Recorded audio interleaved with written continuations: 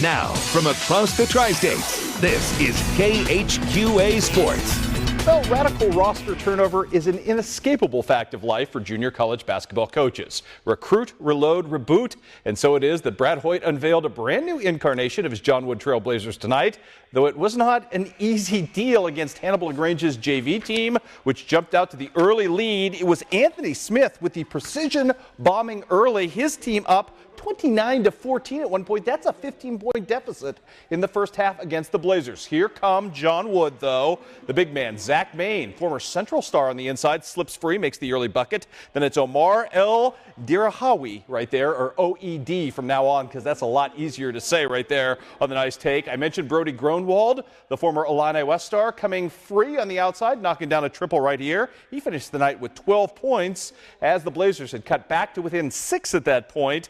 Then it would be Golat Toang. He had a big night tonight. Another one of those tough names to say. Golat Toang from the outside with a 3 as his team gets back to within 4 at this point. Here comes, HLG though again. Taylor Wells from deep knocks down the 3. He was the microwave in high school. Big fella getting a 3 and a back-to-back 3, but John Wood just blows things open in the second half. Golat Toang with 17 points tonight as the Blazers get the victory. Final count in this one, 80-65. Let's take you back to last night's action between Quincy University and Illinois State. Didn't get a chance to show you this last night. We'll show you it now as Quincy University played rather well against the Division I opponent. Scott Hahn with 11 points on the night, hit all of his three-point attempts. Then the big fella from Illini West, Evan McGaffey with the fortuitous roll.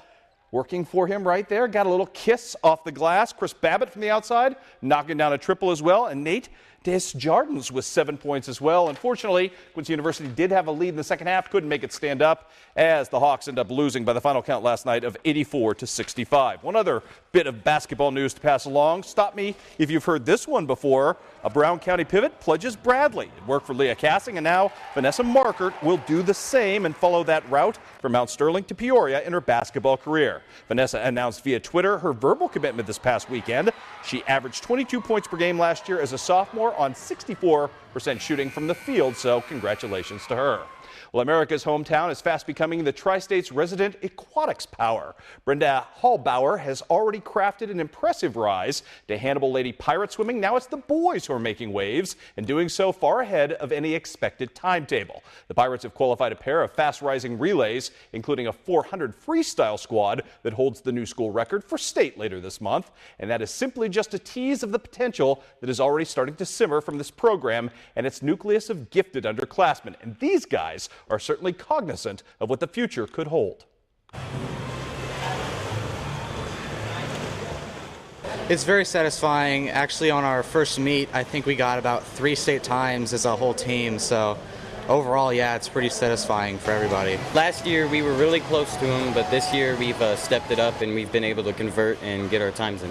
I think it makes us feel really good overall as a team, just to know that we have such a young group and that we're all going to be coming back next year. We still have 2 more years to even work even harder and build even more muscle so we can get even better fast times. We've all been getting our personal best times this year, and we're just hoping we'll get faster later on so we can get to state and next 2 years. The members of the relay, we really put in a lot of extra time and effort into our swims, and we pay attention to making sure that we get our times on spot and make sure that we are working to the best of our ability at practice, and it just shows overall throughout during the meets. Me, Tyler, and Elliot have been swimming with each other since we've been about 9, so that does play a great deal in it. We're strong as a group. We communicate well and we swim well, which counts.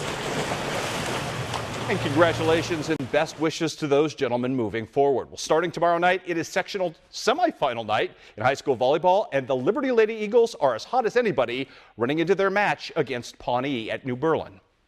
Actually, we have seen a game tape of them, and so we have taken that into account, and we've tried to think about where to exploit some of their weaknesses. But really, we're a hitting team, and our girls are just going to get in there and hit and try to block the ball and play good defense and good offense. I know recently in the past the names of schools have intimidated us, but now since we don't know anybody, we're just going to go in fresh, clean, and just kick butt pretty much. The Q&D tournament, we were playing 3 4A schools, and we were sticking with them just like any other 4A school would. Knowing that we've had the success we did at the Q&D tournament with the 4A schools, I mean, this is just 1A. I mean, any school, I believe we can take anybody. They want this really badly. They're going to push themselves to the extreme. They want to make every play exceptional, and I feel like that they can do exceptional things. From day one, our first practice during the summer, that's been our main goal, is to make it to Redbone Arena. As a setter, this being my last year, I mean, I don't want to stop here. I want to make it all the way and get to that place that we've had all these years, this dream that we've had all these years. And all kinds of volleyball fun coming up tomorrow night at 10. All right, thanks, Chris. We'll be right back.